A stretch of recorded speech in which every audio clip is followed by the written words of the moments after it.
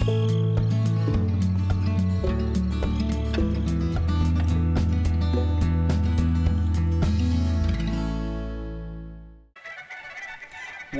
to Thueringer for Farming Simulator 15.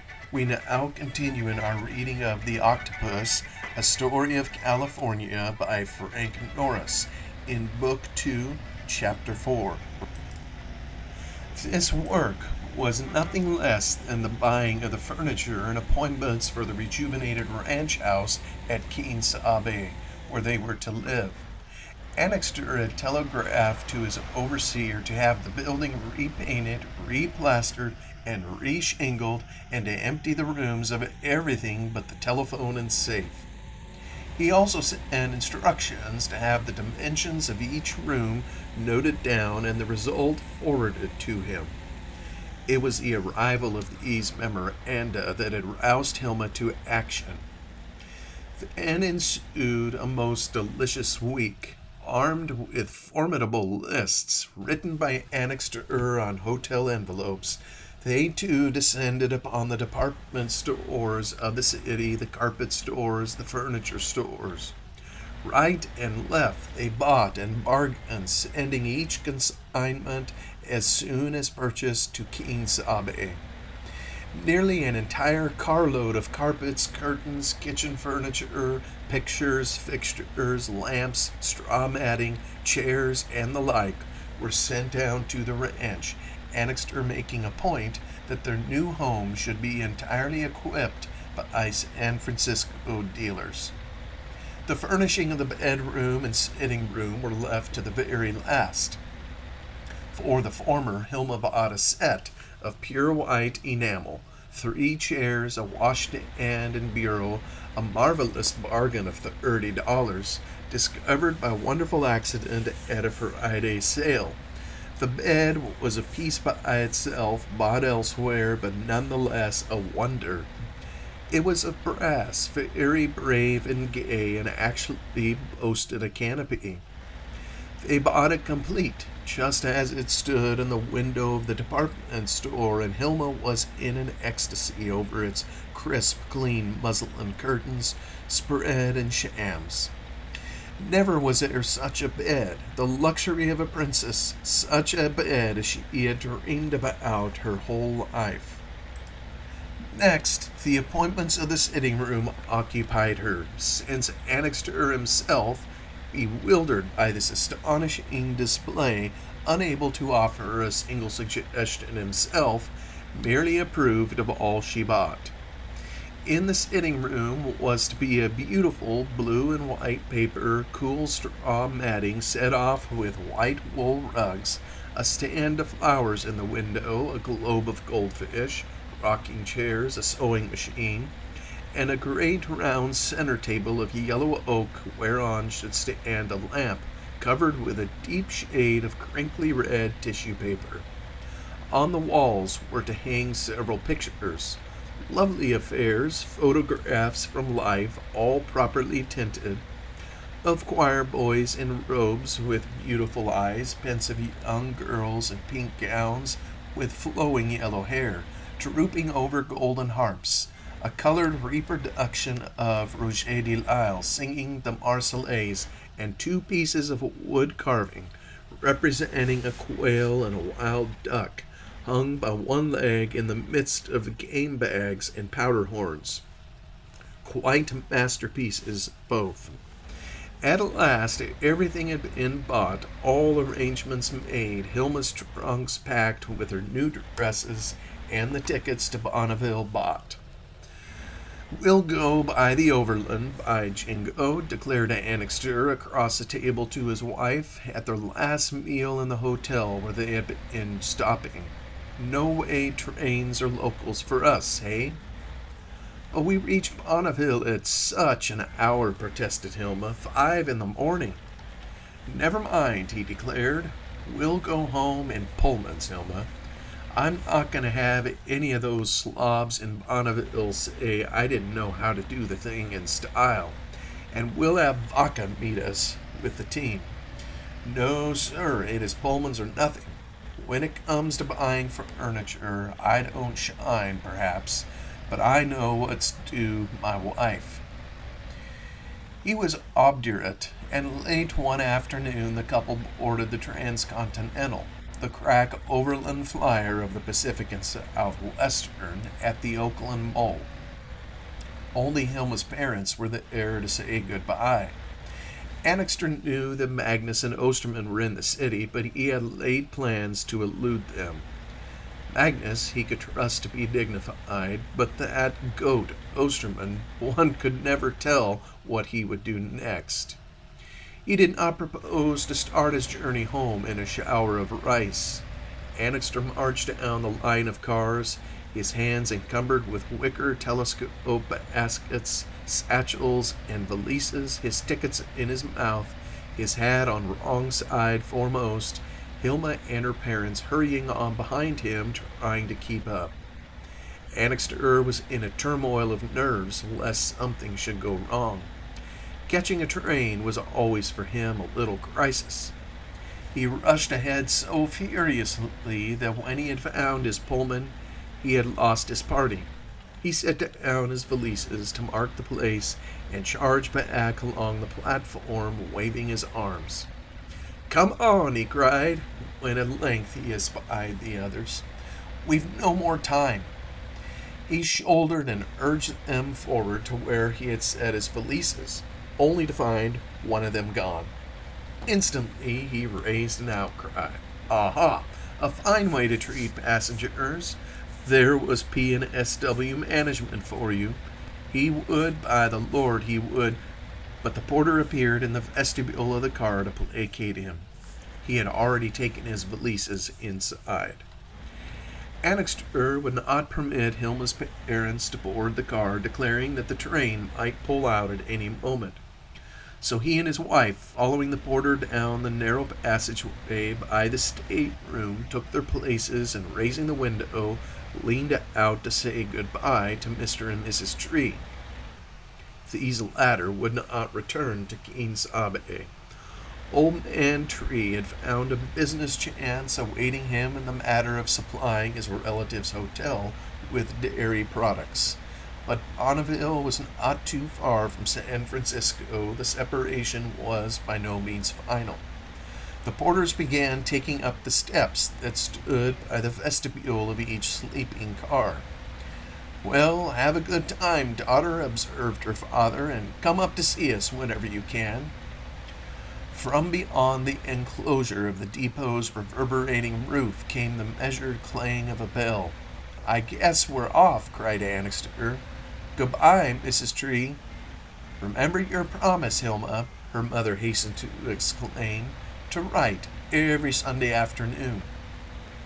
There came a prolonged creaking and groan of straining wood and ironwork all along the length of the train. They all began to cry their goodbyes at once. The train stirred and moved forward, and gathering slow headway, rolled slowly out into the sunlight. Hilma leaned out of her window, and as long as she could keep her mother in sight, waved her handkerchief. Then at length she sat back in her seat and looked at her husband. "Well," she said. "Well," echoed Annixter. "Happy?" For the tears rose in her eyes. She nodded energetically, smiling at him bravely. "You look a little pale," he declared, frowning uneasily. "Feel well?" "Pretty well." Promptly he was seized with uneasiness. "But not all well, eh? Is that it?" It was true that Hilma had felt a faint tremor of seasickness on the ferry boat coming from the city to Oakland Mole. No doubt a little nausea yet remained with her, but Annixter refused to accept this explanation. He was distressed beyond expression. "Now you're going to be sick," he cried anxiously. "No, no," she protested, "not a bit." "But you said you didn't feel very well. Where is it you feel sick?" "I don't know. I'm not sick. Oh, dear me, why will you bother? Headache?" "Not the least." You feel tired then, that's it. No wonder the way rushed you round today. Dear, I'm not tired, and I'm not sick, and I'm all right. No, no, I can tell. I think we best have the berth made up and you lie down. That would be perfectly ridiculous. Well, where is it you feel sick? Show me. Put your hand on the place. Want to eat something? With elaborate minuteness, he cross-questioned her, refusing to let the subject drop, protesting that she had dark circles under her eyes, that she had grown thinner. Wonder if there's a doctor on board, he murmured, looking uncertainly about the car. Let me see your tongue. I know, a little whiskey is what you want. That and some fruit. No, no, no, she exclaimed. I'm as well as I ever was in all my life. Look at me. Now tell me, do I look like a sick lady? He scrutinized her face distressfully. Now, don't I look the picture of health? She challenged. In a way you do, he began, and then again. Hilma beat a tattoo with her heels upon the floor, shutting her fists, the thumbs tucked inside. She closed her eyes, shaking her head energetically. I won't listen, I won't listen, I won't listen, she cried. But just the same, gibble, gibble, gibble, she mocked. I won't listen, I won't listen. She put a hand over his mouth. Look, here's a dining car waiter, and the first call for supper, and your wife is hungry. They went forward and had supper in the diner while the long train, now out on the main line, settled itself to its pace, the prolonged, even gallop that it would hold for the better part of the week, spinning out the miles as a cotton spinner spins thread. It was already dark when Antioch was left behind. Abruptly, the sunset appeared to wheel in the sky and readjusted itself to the right of the track behind Mount Diablo, here visible almost to its base. The train had turned southward. Narrowly was passed, and Brentwood and Byron. In the gathering dusk, mountains began to build themselves up on either hand, far off, blocking the horizon. The train shot forward, roaring. Between the mountains, the land lay level, cut up into farms, ranches. These continually grew larger. Growing wheat began to appear, billowing in the wind of the train's passage. The mountains grew higher, the land richer, and by the time the moon rose, the train was well into the northernmost limits of the valley of the San Joaquin. Annixter had engaged an entire section, and after he and his wife went to bed, had the porter close the upper berth. Hilma sat up in bed to say her prayers, both hands over her face, and then kissing Annixter good night, went to sleep with the directness of a little child, holding his hand in both her own. Annixter, who never could sleep on the train, dozed and tossed and fretted for hours, consulting his watch and timetable whenever there was a stop. Twice he rose to get a drink of ice water, and between whiles was forever sitting up in the narrow berth, stretching himself and yawning, murmuring with uncertain relevance, "Oh, Lord, oh, Lord." There were some dozen other passengers in the car, a lady with 3 children, a group of school teachers, a couple of drummers, a stout gentleman with whiskers, and a well-dressed young man in a plaid traveling cap, whom Annixter had observed before supper, reading Daudet's Tartarin in the French. But by 9 o'clock, all these people were in their berths. Occasionally, above the rhythmic rumble of the wheels, Annixter could hear one of the lady's children fidgeting and complaining. The stout gentleman snored monotonously in 2 notes, one a rasping bass, the other a prolonged treble.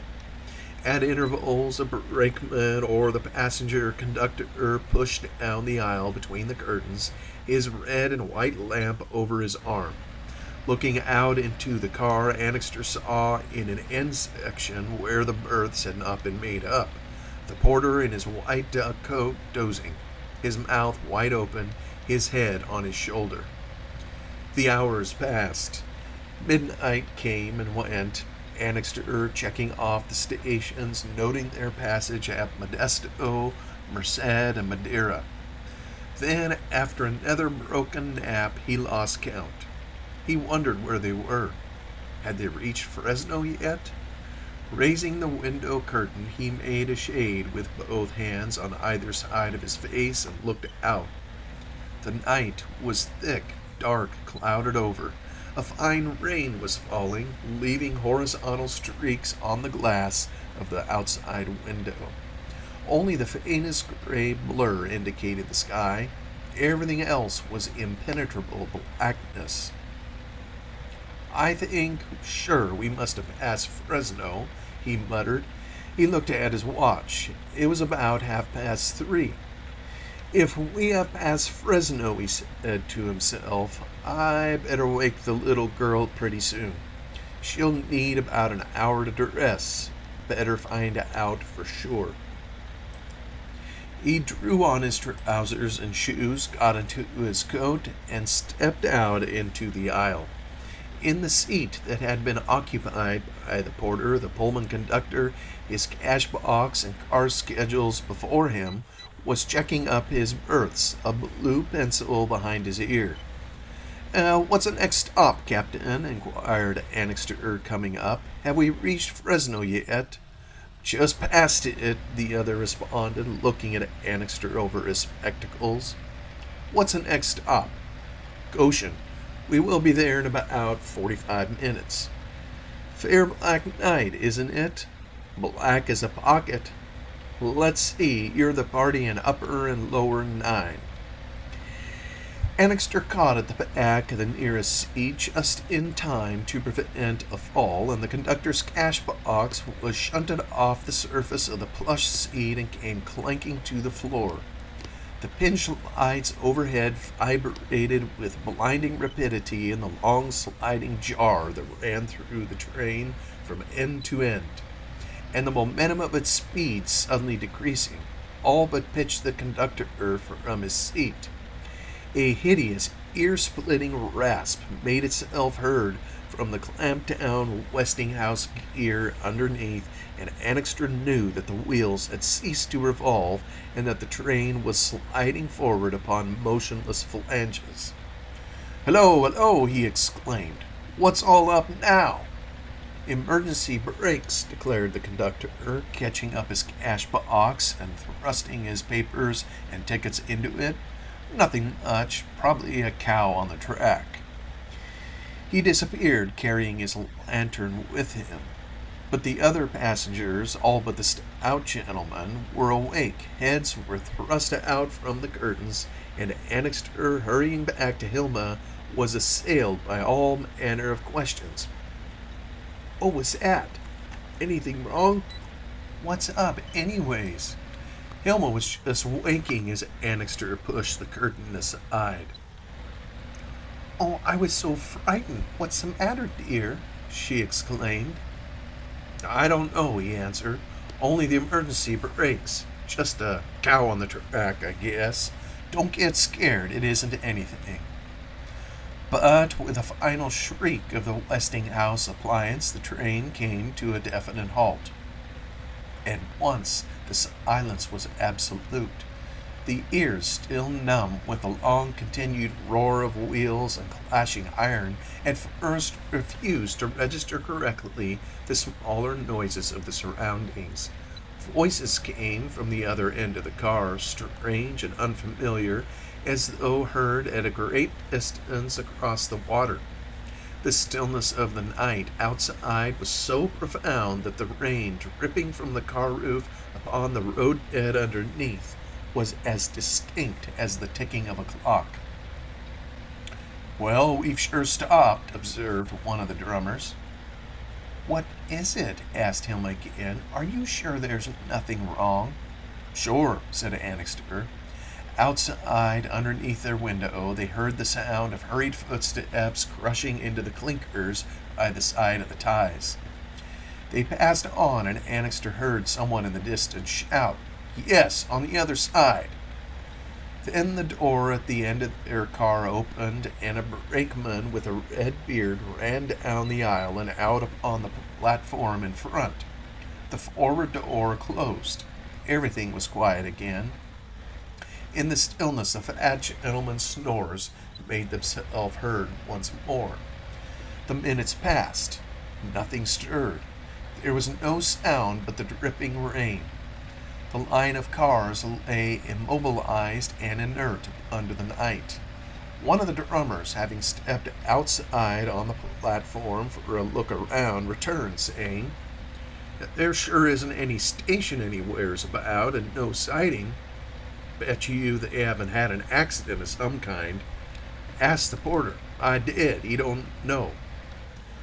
Maybe they stopped to take on wood or water or something." "Well, they wouldn't use the emergency brakes for that, would they? Why, this train stopped almost in her own length. Pretty near slung me out of the berth. Those were the emergency brakes. I heard someone say so."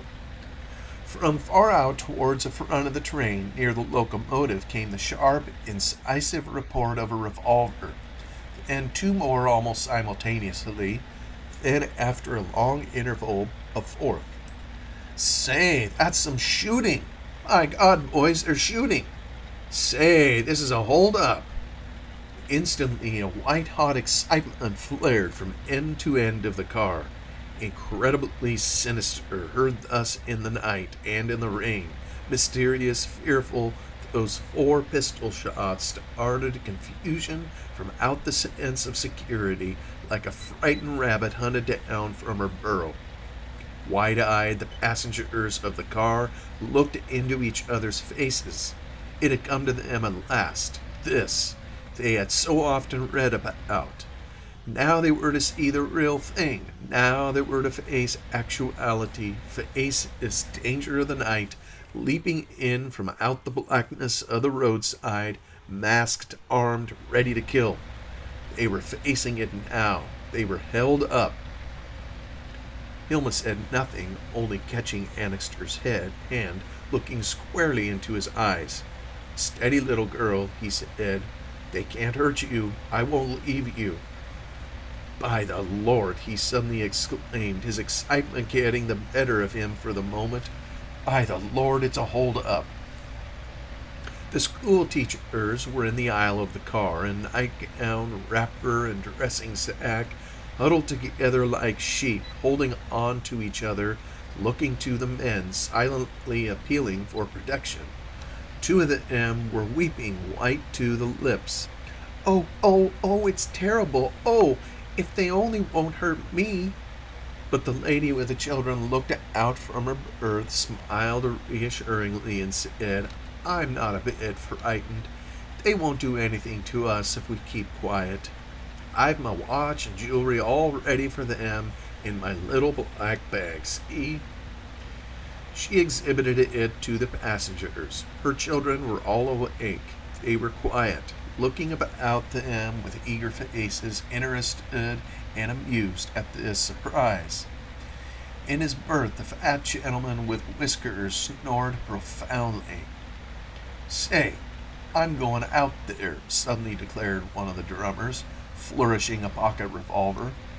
His friend caught his arm.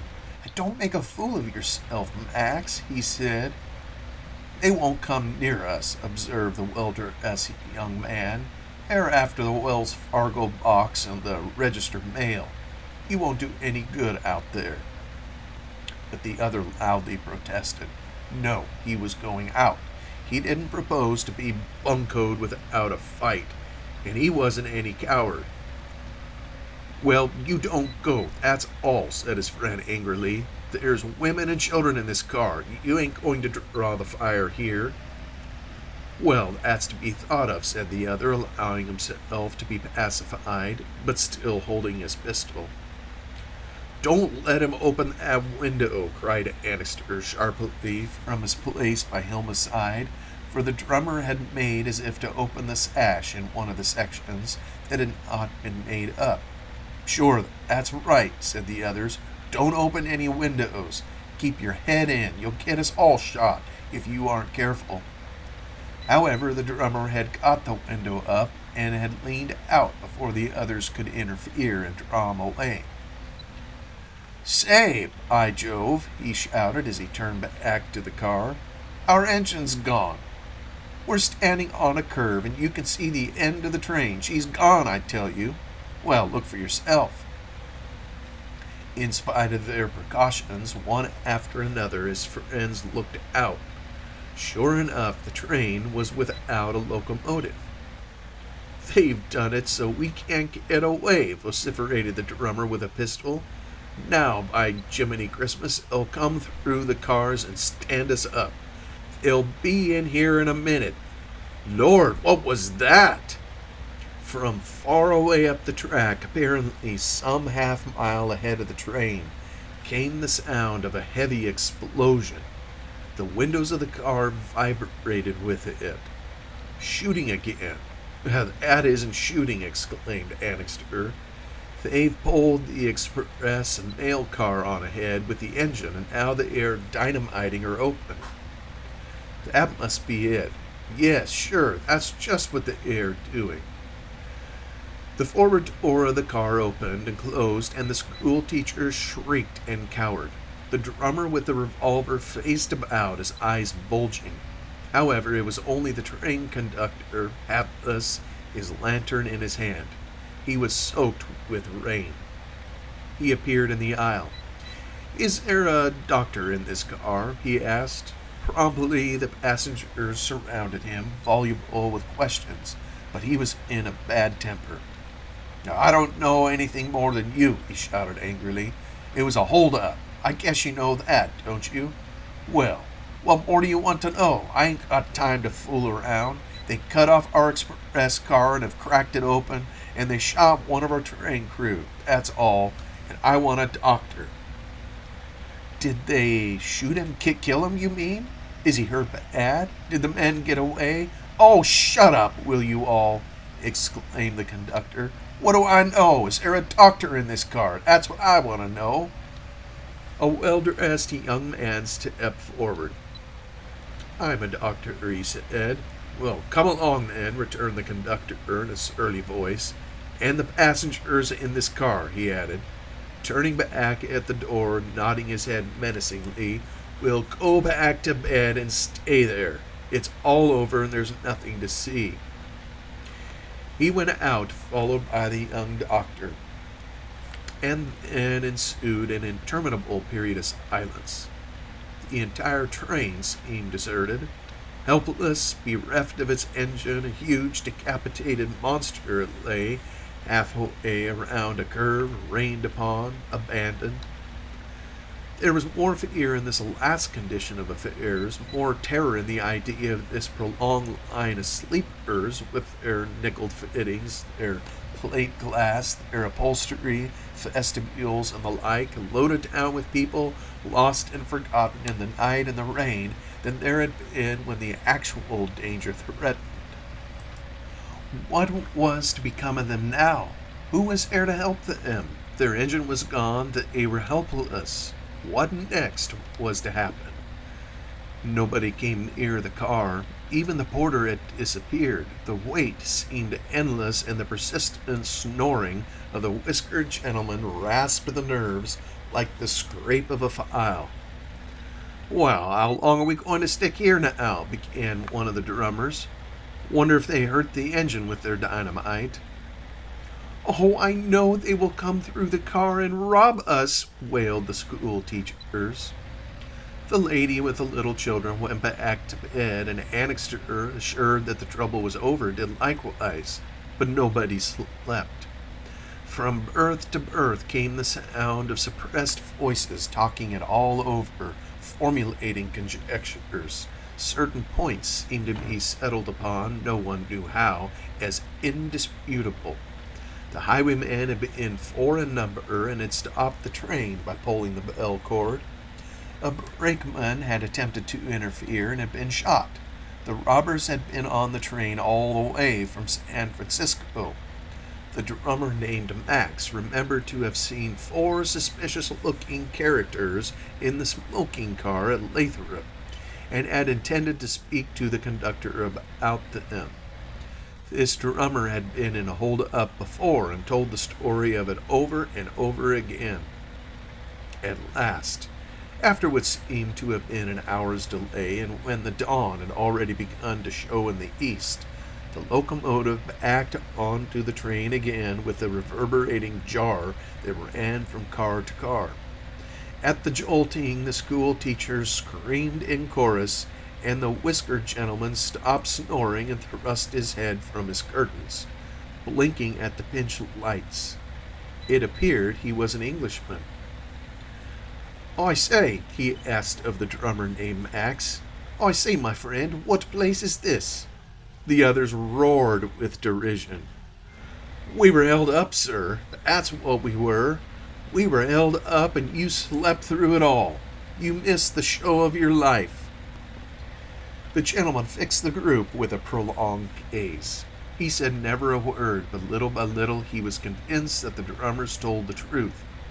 All at once he grew wrathful, his face purpling. He withdrew his head angrily, buttoning his curtains together in a fury. The cause of his rage was inexplicable, but they could hear him resettling himself upon his pillows with exasperated movements of his head and shoulders. In a few moments, the deep bass and shrill treble of his snoring once more sounded throughout the car. At last the train got under the way again, with useless warning blasts of the engine's whistle. In a few moments it was tearing away through the dawn at wonderful speed, rocking around curves, roaring across culverts, making up time. And all the rest of that strange night, the passengers, sitting up in their unmade beds in the swaying car, lighted by a strange mingling of pallid dawn and trembling pinch lights, rushing at breakneck speed through the misty rain, were oppressed by a vision of figures of terror. Far behind them in the night they had left, masked, armed, galloping towards the mountains, pistol in hand, the booty bound to the saddle bow, galloping on, sending a thrill of fear through all the countryside.